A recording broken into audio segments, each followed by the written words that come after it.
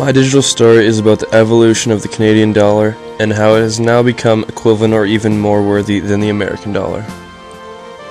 The Bank of Canada has published A History of the Canadian Dollar by James Powell. He takes readers back to colonial times, then tracks almost 150 years of our relationship to the US dollar.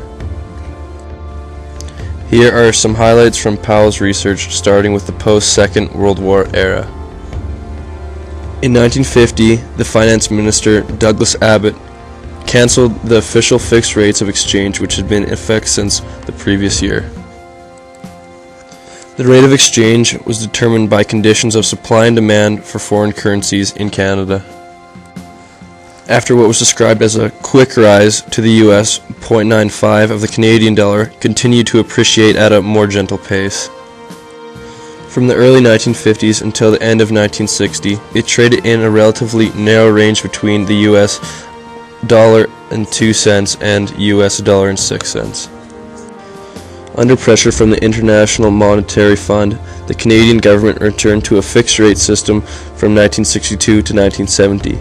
The move was credited with restoring confidence to the Canadian dollar. It reached a high of the US dollar, $1.43. This was the time when the Canadian dollar was very strong against the weakening US currency. The 90s saw inflation, but then in 1992 it fell to an all-time low. The 21st century saw further market fluctuations, but after the upsets of the terrorist attacks in 2001, the dollar started on a steady climb to where it is today. Being an international student, it would have been very expensive to come to school in the 90s or the early 21st century. Paying for dorms, food, and basic needs would have been very stressful, and I am fortunate that Canada's economy has been doing very well and has given me a chance to play a sport here at Colby Community College.